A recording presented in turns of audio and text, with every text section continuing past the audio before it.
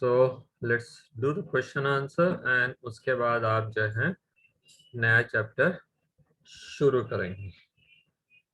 Every teacher genuinely thinks that their pupil are doing hard work and they must have studied it. तो ठीक है, तो मेरा फर्ज है कि मैं आपसे पूछूं. तो ये मैंने बुक शेयर करी and here we go to the last page and the questions. What do you think is the significance of reproductive health in a society? बताओ भाई. सेक्सुअली ट्रांसमिटेड डिजीज से प्रोटेक्शन के लिए. ठीक है, वो physical unwanted pregnancy. that is a part of physical health. Reproductive physical, reproductive mental, reproductive emotional, reproductive social, चार aspect है और चारों ही इम्पोर्टेंट है. ठीक है, तो reproductively physical health will help us to know that the people are reproductively capable and they will be able to produce offspring and all. वो तो सीधी सी बात है, वो तो इंडिविजुअल अफेयर है, वो होगा नहीं होगा वो खुद अपनी चिंता कर लेगा. ठीक है, उससे कहाँ अफेक्ट होता है? That is those people who are having multiple partner, those who are having this as a their earning profession, तो they may give this disease to the other people. तो एसटीडीज के फॉर्म में they may down. तो that is also one reason. Second क्या है? Mental में emotional aspect आ गए हैं, जिसका आगे हमने पढ़ा है कि there are several ill effects if people are not properly educated, people are not properly क्या कहते हैं taught about the respecting the people of other sex. And emotional हम जानते हैं कि देयर आर सेवरल अटैचमेंट. आप देख रहे हैं ना इन दिनों कितने सुसाइड्स वगैरह हो रहे हैं. The rate of suicides have gone very high, है ना. The broken families are so much. अभी बिल गेट्स की शादी टूट गई. बिल गेट्स दुनिया का सबसे महंगा तलाक है, वो दुनिया का सबसे महंगा तलाक. हाँ, करीब 27-28 साल की है, हमारे बराबर के हो गए. तो इतने सालों बाद. हाँ जी, 26 सर 27 years. हाँ 27 ईयर्स, 27 साल. अब वो कह रहे हो 27 साल झेल लिया तुमने. Anyway that is there. तो ये सब जो चीजें नहीं, ये इमोशनल एंड ऑल, ये सारे उनसे जुड़े रहते हैं. मतलब they are somehow one has to be this thing. वो कॉन्स्टेंटली रिन्यू करने होते हैं इन्वॉल्व्स को, बार बार उनको जो है. मतलब नहीं तो फिर क्या होगा, you will be just thinking extra marital affair this and that, और उनके साथ बहुत सारे कॉम्प्लिकेशंस. तो वो जरूरी है, that is also a part, है ना. तो वो खैर हम इनको यहाँ पे नहीं लिख सकते, लेकिन दैट इज ऑल्सो, है ना. तो और ये हो गया. एंड दैट सोशल, तो आप जानते हैं social implications, because reproductive health will deal with the population control, and if it is not so, that the population growth will go on increasing, and then it will lead to the many other type of problems. Such as the aspect of reproductive health which need to be given special attention in the present scenario. What do you think? What do you think? What ways reproductive health जो है, कौन सी चीज ऐसी है जो सबसे ज्यादा आज की तारीख में डील करनी चाहिए? हो सकता है उसका नाम बुक में नहीं हो.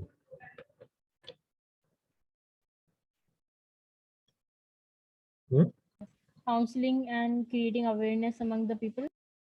हाँ वो तो है, लेकिन काउंसलिंग किस चीज की? हम तो टॉपिक पूछ रहे हैं ना आपसे, इश्यू पूछ रहे हैं. Sexually transmitted diseases and contraceptive method तो है, हाँ ठीक है, वो भी, because population control is biggest issue. तो हम पॉपुलेशन कंट्रोल को देंगे एक इम्पोर्टेंस. हम देंगे एक importance that is sex ratio का, फीमेल फिटिसाइड्स का. ठीक है, पीपल आर नॉट, मतलब द गर्ल चाइल्ड के नंबर बड़ी तेजी से डिक्रीज हो रहे हैं. पीपल आर दैट फिटिसाइड जो हो रही है, मतलब जो लड़कियां होती हैं उनको बचपन में पैदा होने से पहले मार देते हैं.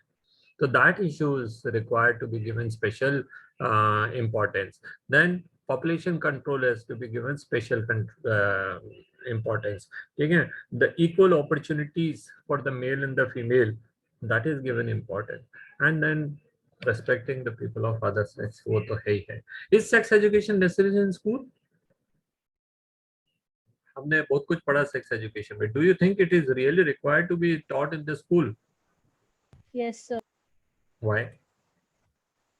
सर क्योंकि उन्हें पहले से ही पता होगा, तो सर फिर वो पॉपुलेशन कंट्रोल में भी हेल्प करेंगे और सर फिर उन्हें डिफरेंट मेथड्स के बारे में भी पता चलेगा, और सर फिर जो अबॉर्शन होता है गर्ल चाइल्ड का सर वो भी मतलब सेक्स इश्यू भी कम हो सकता है उस हम नहीं मतलब मेंटेन हो सकता है ना। देखिए सेक्स एजुकेशन कई सारी चीजों को डील कर रहा है, और पहली बात हमको सबसे इम्पोर्टेंट बात ये समझनी है सेक्स एजुकेशन के लिए कि अगर सेक्स एजुकेशन नहीं दिया हमने बाई चांस स्कूल में, तो ये मान के चलिए कि 99% लोग they will get this information from nowhere. उनको वो सारी इंफॉर्मेशन, गलत इंफॉर्मेशन उनके दोस्त देंगे, उनका सर्कल देगा, कुछ इलुल की किताबें देंगे, कुछ टीवी सीरियल्स देंगे, कुछ ये वो है ना। सही चीज उन तक नहीं पहुंच रही है। कौन सा, आप बताओ कौन सा सीरियल, कौन सा क्या कहते हैं, do parents talk about all this things in home? नहीं करते हैं बात। उनको ये लगता है यार ये अच्छी बात थोड़ी है बच्चों से करने की, है ना। पेरेंट्स नहीं बोल रहे हैं उनसे, कोई दूसरे कोई काउंसलिंग अवेलेबल नहीं है, कोई दूसरा कोई मीडिया अवेलेबल नहीं है जिनको अगर आप इस तरह का कोई टीवी चैनल खोल दोगे तो सबसे पहले लोग बाग जाएंगे उसको तोड़ फोड़ करने के लिए, ठीक है। तो ये जो चीजें हैं, इन चीजों के बारे में कौन समझाएगा? Who will teach them? who will teach them about the need of the thing? वो पॉपुलेशन कंट्रोल के बारे में एक इशू है, सेक्स रेशियो के बारे में एक इशू है, ब्रेस्ट फीडिंग के बारे में एक इशू है, ठीक है। और फिर क्या नाम से इतनी सारी चीजें हमने पढ़ी हैं इसके अंदर कि भाई वैक्सीनेशन कैसे होंगे, प्री नेटल केयर क्या क्या होगी, पोस्ट नेटल केयर क्या क्या होगी, सारी चीजें जो कहाँ से आएंगे, where where will get this information? Suppose ये चैप्टर आज हमने नहीं पढ़ा होता तो आप में से कितनी चीजें आपको तो पता ही नहीं पड़ती। और फिर वो मिथ्स जो चल रहे हैं बहुत सारे, कौन से वाले, वो कि भैया वो फर्स्ट सेक्सुअल उसमें कांटेक्ट में ब्लीडिंग होना चाहिए, नहीं तो फिर वो ये मतलब वो वर्जिन नहीं है, ये नहीं है।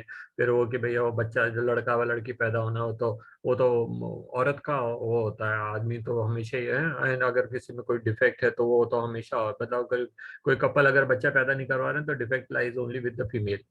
तो ये सारी चीजें कौन बताएगा? where you can get these information, legal information, क्या कहते हैं, genuine information, ठीक है।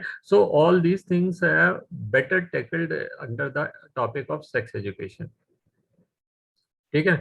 सेक्स एजुकेशन के अंदर ही हमको अपने राइट्स के बारे में पता पड़ रहे हैं, और सेक्स एजुकेशन में हमको पता पड़ रहा है कि प्री नेटल केयर क्या कुछ होनी चाहिए, पोस्ट नेटल क्या केयर क्या होनी चाहिए। चलो मैरिजेबल एज वगैरह के बारे में तुम यहाँ सुन लेते हैं, है ना, और नहीं भी सुनेंगे तब भी जो है मतलब पुलिस समझा देगी अगर किसी ने 18 साल से कम की उम्र में शादी करने की कोशिश करी, और जहाँ कभी पुलिस को भनक पड़ेगी आ जाएगी छापा मारने के लिए। वहीं से जो फेरे कट रहे होंगे ना, 2 फेरे के बाद में उठा के भेज देगी, जाओ वापस घर, नहीं तो चलो थाने, ठीक है। तो वो तो हमको समझ आ रहा है, लेकिन बाकी चीजों के में whether mother will breast feed और नॉट फीड, वो तो कौन बता रहा है उसको, ठीक है।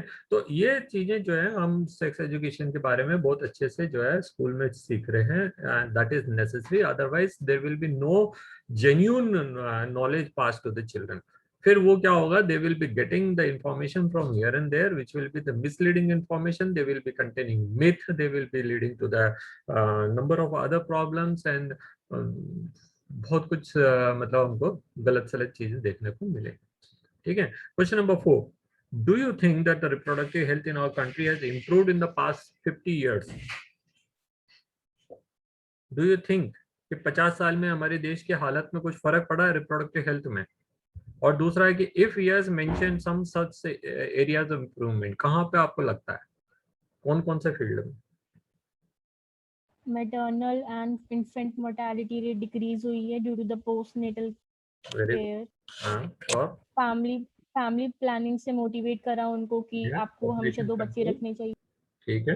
और मैसिव चाइल्ड इम्यूनेशन प्रोग्राम की मदद से number of infant mortality diseases been eradicated, ठीक है ना। और कॉन्ट्रासेप्टिव हाँ, तो हमारे और हम रिप्रोडक्टिव हेल्थ के अंदर जो सबसे बड़ी प्रॉब्लम थी किसी जमाने में, मतलब आजादी के पहले या soon after the independence, what was that पहली बात तो people were getting married at a very early age. इनमें से क्या होता, फर्स्ट डिलीवरी में काफी सारी मदर्स मर जाया करती थी। So maternal mortality rate and infant mortality rate was very high because they were not taught what is the right age of the marriage. Secondly, there were not medical aided deliveries, ठीक है, child birth कहाँ होता था, किसी का खेत में होता था, किसी का घर में होता था, कोई वो नाल होते हैं ना सब्जी काटने की, वो दराती जिसको कहते हैं, वैसे ऐसा मुड़ा हुआ जाता है क्वेश्चन मार्क जैसे वाला, उससे काट रहा होता था। तो कोई तलवार से, किसी घर में तलवार पड़ी, किसी ने चाकू से, किसी ने किससे, and many of the people, children, mother used to die because of the septic tetanus होकर के। ठीक है, there were no knowledge of the vaccination at that time. तो ये सारी चीजें तो अभी पास्ट 50 ईयर्स के अंदर ही हुई है। अभी हॉस्पिटल गांव गांव तक पहुंच गए हैं, ठीक इंटीरियर में, है ना। तो medicated deliveries are very high, है ना। प्री नेटल केयर जो है, जहाँ जो मदर्स को जो है आयरन की टैबलेट देना, कैल्शियम की टैबलेट देना, वैक्सीन देना, किसके, दैट इज एटलीस्ट टेटनस के वैक्सीन देना। ठीक है, जैसे ही बच्चा पैदा होता है तो इमीडिएटली हम उसको डीपीटी का वैक्सीन दे रहे हैं, पोलियो वैक्सीन दे रहे हैं। ठीक है, these have improved the death rate of the infant mortality was very high in our country sometime in past. Very high means very high.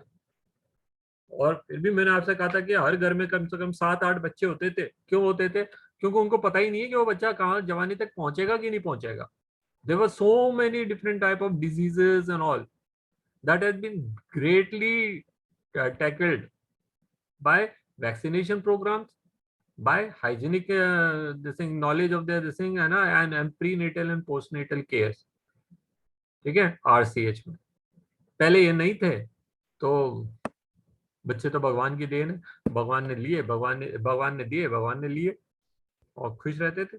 आज एक बच्चा किसी का मर जाता, अस्पताल तोड़ देता, वो गलत है, वो गलत है। मैं ये नहीं कह रहा हूँ कि दैट इज राइट, बट तो पास 50 ईयर्स के अंदर बहुत कुछ हुआ है भाई। गांव गांव तक हॉस्पिटल पहुंच गए हैं, मेडिकेटेड हेल्थ क्या कहते हैं, डिलीवरीज के नंबर बढ़ गए हैं, वैक्सीनेशन जो है वो अब हर एक की रीच में आ गए हैं। नहीं होता है तो देखो अखबारों में, टीवी पर रोज बहस है। तो अभी सरकार की हालत खराब कर दी, कैसे नहीं दोगे साहब आप।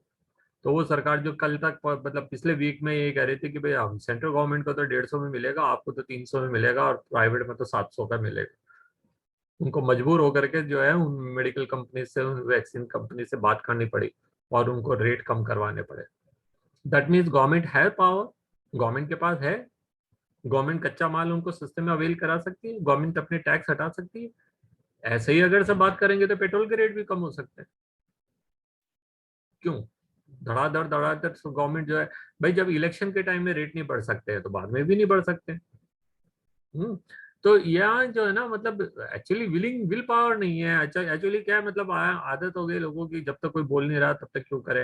हाँ, बच्चे खुश, सब खुश, है ना। तो वो ऐसा ही वाला हाल हो गया। तो 50 ईयर्स के अंदर इम्प्रूवमेंट काफी कुछ हुआ है, काफी कुछ हुआ है। मतलब वी कांट इवन थिंक। उस जमाने में जो हमारी हमारी जो क्या कहते हैं, पॉपुलेशन ग्रोइंग रेट थी, वो 2 पॉइंट समथिंग थी। अब जो है 1.7 अपन ने पढ़ा है क्या कहते हैं 2001 के सेंसस में। और अगर हम देखेंगे अब, तो दैट इज ग्रेटली डिक्रीज्ड। ठीक है, अभी आप अगर किसी बिग सिटी में चल जाएंगे, बॉम्बे में चल जाएंगे, आप बैंगलोर में चल जाएंगे, कई सारे कपल तो आपको ऐसे मिलेंगे जो शादी, मतलब शादी कर लिए, साथ रह रहे हैं, बच्चे नहीं पैदा करना चाह रहे। कई तो एग्रीमेंट से शादी करते, बोले क्या ठीक है मैं तो शादी तो कर रही हूँ, बच्चे बच्चे नहीं दूंगा, मेरे को फालतू बच्चे बच्चे की बात करके छोड़ के चले जाए। एग्रीमेंट है उनके बीच में। ठीक है, I want to put more important to my job, है ना। तो बहुत सारे ऐसे, तो उससे खैर इंडिविजुअल लेवल पे उनका क्या इशू है, इससे हमें कोई मतलब नहीं है। पॉपुलेशन कंट्री लेवल पे जो है वो काफी हद तक कम हो गई है, तो वो उसके कई सारे फायदे हमको मिलेंगे। ठीक है, जॉब के लिए अब सरकार को उतना स्ट्रेस नहीं करना पड़ता। खैर, बेरोजगारी तो है ही है, जो भी है। चलिए, what are the suggested reasons of population explosion? 2 reason लिखे थे बुक के अंदर, बताओ। Decrease death rate, decrease death rate, कैसे? ये थोड़ी लिखा by death rate. To to by by providing medical facility. हाँ, मतलब better medical facilities and development, that is sanitation and all, जो भी चीजें हैं वो उनमें काफी डेवलप हुआ है ना। तो वो डेवलपमेंट के कारण और बेटर मेडिकल फैसिलिटीज के कारण जो है आज की तारीख में हम जो है देख रहे हैं कि हमारा जो पॉपुलेशन एक्सप्लोजन बड़े तेजी से बढ़ा था। कब बढ़ा था? वो उस time just soon after the independence. ठीक है, ये लिखा है ना यहाँ पे, ये वाले पैराग्राफ में, द रैपिड, हाँ ये better living condition and increased health facilities. Hello,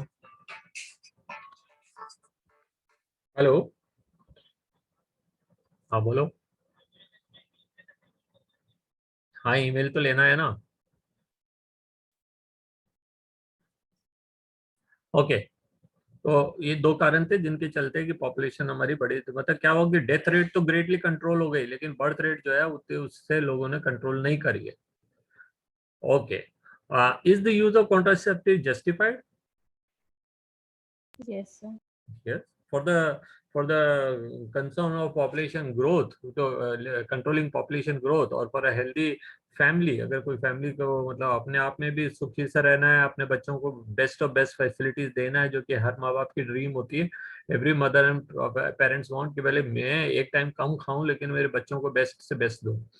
ठीक है, और वो हम लोग देख मतलब आप देखें ना अपने पेरेंट्स, आप पेरेंट्स साल में खुद के लिए कितने कपड़े से लाते हैं और आप लोगों को कितनी बार दिलाते हैं, है ना। आपको क्या क्या चाहिए, मतलब आपकी खुशी के लिए वो जाएंगे, हम लोग अपने बच्चों की खुशी के लिए जाते थे रेस्टोरेंट, है ना, मैकडी, चलो भाई, मुंह उतर जाए हम लोग का, मतलब अभी क्यों भैया हमारे पेट ही नहीं भर रहा है यार, आपको लग रहा बस रोटी खाए बिना क्या पेट भरता है।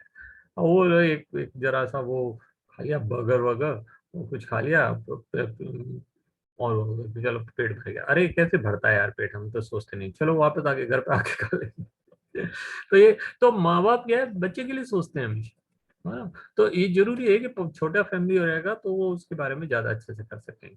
तो कॉन्ट्रासेप्टिव जस्टिफाइड है but it is not a need, ये कोई जरूरी नहीं है कि contraceptive should always be used. ठीक है, तो वहां पे लिखा है कि it's somewhat against the law, मतलब अगेंस्ट द नेचर, नेचर के हिसाब से तो ये गलत है, लेकिन अगर हम नेचर के हिसाब से चल ही कहाँ रहे हैं साहब। मेरे को कार खड़ी करनी है तो मेरे घर के सामने पहले 3 पेड़ खड़े होंगे, मैं उनको कटाऊंगा, मेरी कार खड़ी होगी सब यहाँ पे, और वो 3 पेड़ मेरे को लॉट ऑफ ऑक्सीजन देते हैं उसी कार को चलाने के लिए, लेकिन अब मैं अपनी कार से उतना कार्बन डाइऑक्साइड छोड़ूंगा कि मेरे को उन पेड़ों के बाद में 10 साल बाद में याद आएगी। ठीक है, तो हम तो नहीं सोचते इन सारी चीजों के लिए, जब हम we are thinking in a mentality of I me myself. तो कॉन्ट्रासेप्टिव तो मतलब नेचर के अगेंस्ट हो तब भी people will use. Question number 7 is a tricky question, मैंने इसको हाईलाइट कर रखा, removal of gonads can not be considered as a contraceptive option, why? Sir क्योंकि कॉन्ट्रासेप्टिव से अनवांटेड प्रेगनेंसी के लिए गोनेट्स हेल्प, होते क्या है बेटा? से gonads, reproductive parts. Reproductive part तो बहुत सारे हैं। रिप्रोडक्टिव पार्ट में तो सर फीमेल में even breast is also given as the reproductive part. Gonads are the primary sex organ जिनको हम टेस्टिस एंड ओवरीज कह रहे हैं। ठीक है, जो गैमीट्स बनाएंगे, the organs which are responsible for formation of gametes they are called gonads. तो ये कह रहा है removal of gonads can not be considered as the contraceptive option, क्यों? कोई सर दूसरे क्योंकि बच्चे They कॉन्ट्रासेप्टिव are नहीं not देते reversible. हैं? They are not reversible. They are not reversible, ठीक है, वेरी ट्रू। एक आइडियल कॉन्ट्रासेप्टिव की डेफिनेशन में पूरा नहीं आ रहा है, अब ये रिवर्सिबल नहीं है, और यूजर फ्रेंडली भी नहीं होंगे। हाँ, क्योंकि असहाय पीड़ा होती है। एनीवे हम इसको ये समझ लेते हैं कि gonads are not only responsible for the formation of gamete but they are also responsible for the sex hormone. वो मेल को मेल और फीमेल को फीमेल बनाने वाले हार्मोन उसमें ही है। जब तक एक लड़का 15 साल 16 साल का नहीं होता ना, तब तक वो लड़कियों जैसी आवाज आती है उसकी। हाँ, मतलब अगर उसके मूछे दाढ़ी नहीं हो और ब्रेस्ट डेवलपमेंट को हम छोड़ दें तो कोई देख करके बोल नहीं सकता है लड़का है कि लड़की है ना। तो क्यों? क्योंकि जब तक उसमें एंड्रोजन्स प्रोड्यूस नहीं हो रहे हैं तब तक ही है ना गर्ल आर सेम। गर्ल के अंदर खैर प्रोजेस्टेरॉन एस्ट्रोजन पहले से बनने लग जाते हैं, पर गर्ल वाले कैरेक्टर्स जो हैं वो कॉमन कैरेक्टर्स हैं। ठीक है, वो अल्टीमेटली वो क्या ब्रेस्ट डेवलपमेंट कराएंगे और दूसरी चीजें कराएंगे, वो सब प्यूबर्टी के बाद में शुरू होती है। तो मैं क्या कह रहा हूँ कि मेल को मेल जैसा और फीमेल को फीमेल जैसे बनाने के लिए जो सेक्स हार्मोन्स की जरूरत होती है वो भी तो वहीं से बन रहे हैं। For the healthy upkeep of the reproductive system वो भी तो वहीं से होंगे। तो अगर हम गोनेट्स हटा देंगे तो ultimately it will adversely affect the entire system of the body. क्योंकि हार्मोन तो फीडबैक मैकेनिज्म पे काम करते हैं। तो अगर ये हार्मोन बढ़ेगा और मान लीजिए FSH LH सीक्रेट हो रहा है लेकिन उसके कंपैरिजन में एस्ट्रोजन प्रोजेस्टेरोन नहीं सीक्रेट हो रहा होगा, तो बॉडी तो बेवकूफ बन गई ना। तो वो तो कुछ और ही डालेगी, वो उनका अमाउंट और बढ़ा देगी, उसका कुछ और एडवर्स इफेक्ट कहीं और देखने को मिलेंगे। तो ये है, तो gonads, removal of gonads is not considered as the contraceptive option. इसको ऑप्शन ही नहीं बना सकते हम। क्यों? क्योंकि उनसे दो रोल होते हैं, they are playing two important role. First of all they are responsible for production of gamete, but more importantly they are also responsible for production of the male and female sex hormone, and they are important in order to maintain the identity of an individual. वो male या male की जैसे और female female की जैसे consider करेंगे, नहीं तो फिर वो तीसरी थर्ड कैटेगरी के लोग होते हैं ना, उनके जैसे मान लिए जाएंगे।